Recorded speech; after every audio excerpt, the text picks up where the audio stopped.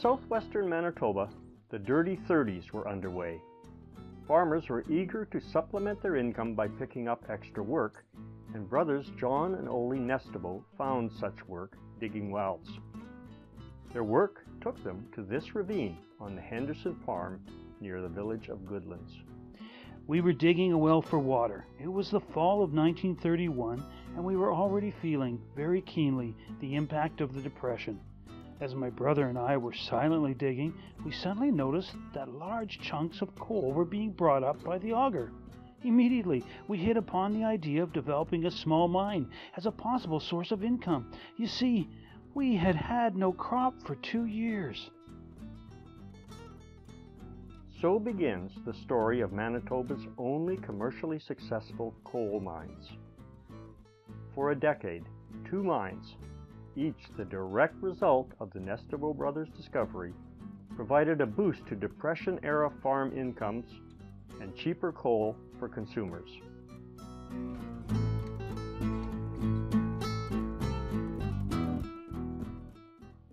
The Industrial Revolution of the 1800s was coal-fired. Coal heated the boilers that powered the steam engines, that did the work at flour mills like this one in Boissevain. By the 1930s, hydropower and the gasoline engine were changing all that. But coal was still important, and having a ready supply was a real boost to a local economy. John Nestebo knew this and saw opportunity in those black chunks he had uncovered. Finding coal would have come as no shock. In fact, the first discovery of coal in the area was also the result of a well-digging operation a few kilometers south of Boissevain in 1879. Everyone knew there was coal there, lots of it, but several attempts to harvest it failed. The Manitoba Coal Company in particular made the news. In 1890, the local and provincial press offered glowing reports. Abundant, cheap coal was just around the corner. There was even talk of building a rail line to the site. Did reports such as these in the Manitoba Daily Free Press capture the spirit of the times, or did they create the spirit? On January 10th of 1890, they reported that it was an excellent quality of lignite coal, very hard. Will supply local demands at once. On January 29th, their reporter visited the site and under the headline, "Our Black Diamonds," filed a report that was subheaded, "Mines of Manitoba Coal Company in operation. Output of 50 tons daily when railway connection secured." Along with a glowing report of the region, he concluded that there was an inexhaustible supply of coal in Turtle Mountain. The coal has been tested in many ways and has given entire satisfaction.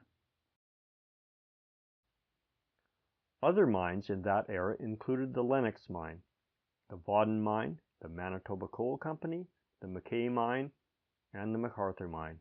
All were located on the western edge of Turtle Mountain, where deep creek beds allowed access to a coal seam. In the 20th century, geologists confirmed what the pioneers had suspected. There was lots of coal under Turtle Mountain. It's found in seams up to 2 meters thick, often separated by layers of clay which indicate different coal-forming swamps, one on top of the other. The deposits originated about 65 million years ago, when Turtle Mountain was a vast delta in a large sea. It was these thin layers of geological history that attracted the attention of the first coal miners. But there were problems from the start. The coal was damp. As one of the local customers later recalled, "You had to wring the water out of it before you could burn it." Water seepage was a big issue. This pump was used at the MacArthur mine to try to keep it dry. Despite high hopes, determined effort, and considerable investment, bringing this low grade of coal out of the earth and onto the market just didn't pay. so the coal stayed in the ground for a few decades longer.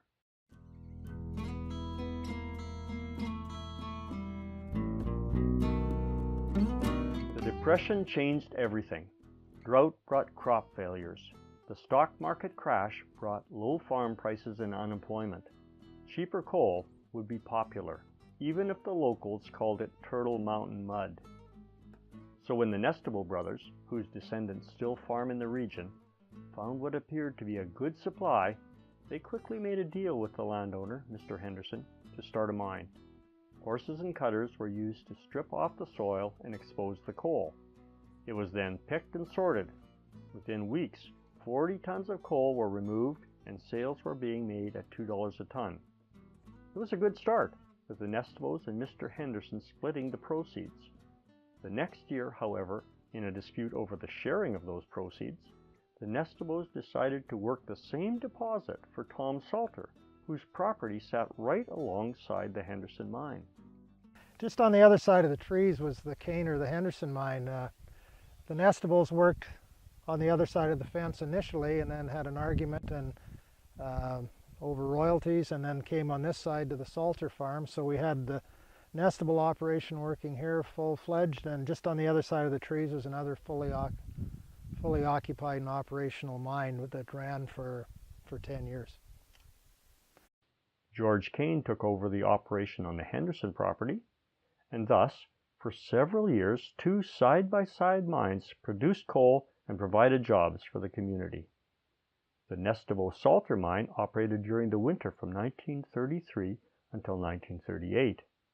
After strip mining procedures had taken out the most accessible seam, two drift mines were tunneled into the west bank of the ravine, where they encountered two good seams of coal. This photo appears to be one of the early Nestable drifts on the Henderson site. Eventually, a vertical shaft was sunk to 9.1 meters, with 3 tunnels reaching the seams. Okay, this is the main shaft of the Nestable mine, and there'd be tracks leading down into the main shaft. Once they hit the coal seam, they would flatten out and the miners would drill their own little shafts. Quite often the coal was in 2 layers with a top seam and a bottom seam. They dig out the fire clay in the middle, either pick or shovel the coal out or use explosives, blow it up and then come down and pick it up later. They would bring the coal to the main shaft. It would be hauled up here and it would be dumped at the top, sorted out into clumps of coal, and then loaded onto a truck for the market.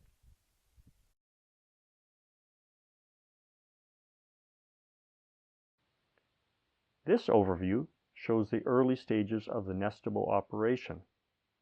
The building in the foreground, with the clothes hanging out to dry, was the Nestable family residence. The coal shack was just to the left of the house, and the building with the flag on it was the dynamite shed. Over time, various changes made the operation more efficient. For example, a closed-in coal storage building with a tramway leading from the main shaft replaced the simple loading platform. These were family operations. Mrs. Nestable and Mrs. Kane did a tremendous amount of work looking after a staff of up to 40 miners, cooking, doing laundry, generally taking care of the workers. Their workday would start very, very early. This photo shows both mines. The Henderson property is on the left side of the fence, opposite the Salter mine on the right.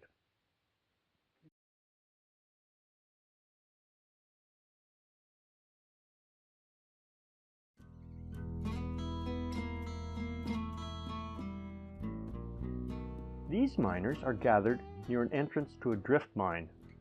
Often, miners worked in pairs. The main shaft was probably high enough to walk upright, but when you got to your own side shaft, it was only about 4 feet high. The miners worked a good part of their day in a crouched position or on their knees, with water dripping all around them. So that was the barracks for the men, and you can imagine them coming up the shaft where it was fairly warm and often humid with water dripping, and running outside in 35 below zero and making a beeline over there for their bunks to get warm and to dry out. One of the miners, Bob McGee, told me that He said when you came out of the mine, he says you ran like hell because you knew your pants were going to freeze. And by the time he got to the bunkhouses, they were quite often frozen stiff, and you just have to hang them up and dry them. Coal was carried out in homemade cars using old binder wheels. The tracks were made of 2x4 timbers. Nothing was purchased. It was prairie farmers learning to be miners. The cars were pulled up onto the loading ramp for distribution. A steam engine provided power for the lights in the pump. It was also hooked up to a circular saw for cutting timbers from Turtle Mountain to shore up the shaft and used to pull cars out. Looking back, it seems remarkable that there were few major injuries. The work was demanding. The tunnels were cramped and hastily built, and of course, there was the regular use of dynamite. A few minor cave-ins occurred, but there was only one serious mishap when a runaway car resulted in a broken leg. Coal was purchased locally and marketed as far afield as Boissevain, Brandon, and Winnipeg. The Monarch Lumber Company, which also handled coal from out-of-province producers, decided to assist the local operators by accepting their competing product.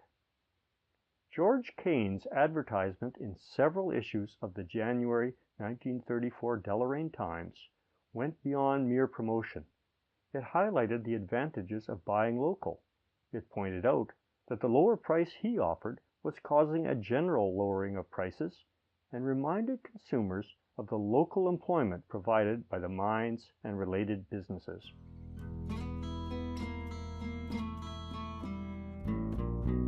While the Nestable, Salter, and Kane Henderson mines were the most successful operations, others nearby had the same idea. Ted and Jack Williams are seen here standing at the entrance to their Deep Ravine mine on the McLeod farm. A plaque marks the location just off Highway 21 at road number 4. Almost next door was the Pound mine, a hand-driven winch in the center and ruins of a coal car to the right were all that were left to mark the site in the 1970s. Here Les Pound poses at the entrance.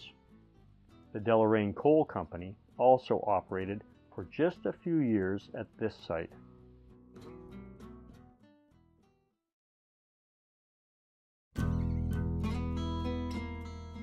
Two things happened as the 1940s approached. The Depression and the drought both eased, bringing back some of the farm income.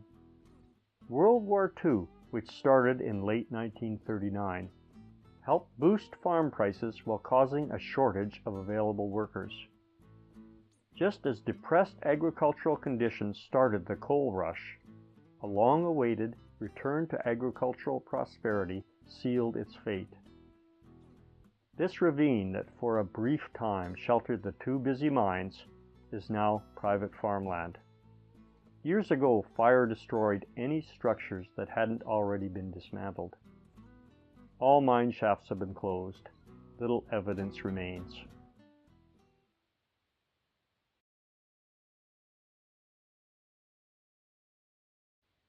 Times change. The prairie farmer and the small town family no longer have much use for coal. Cleaner, more efficient, and more readily available sources of heat have come along. For decades, various pieces of mining equipment sat isolated and almost forgotten in farm fields. Almost forgotten, but not quite. Thanks to the efforts of A.D. Dirksen, who in 1970 wrote the Saga of Turtle Mountain Coal, the story was revived. Then again in 1992, local educator Bob Caldwell contributed his article, Manitoba's Coal Rush, to the journal Manitoba History. Thanks to their efforts, we have a good record of an episode of local history that could well have been swept away by time. Visitors to the region might happen upon the heritage display in Deloraine Park that includes a restored version of one of the homemade coal cars found at the site of the Hainsworth mine. In Winnipeg, the Manitoba Museum features a display that includes a reconstructed coal car from the Salter mine. In recent times, the Turtle Mountain Souris Plains Heritage Association has included the story in its Vantage Points series.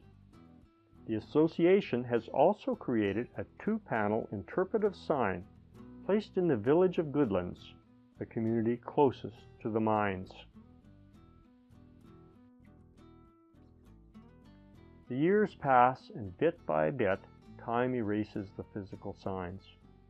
In 1970, a visitor might find the rusted wheel from one of the makeshift coal cars.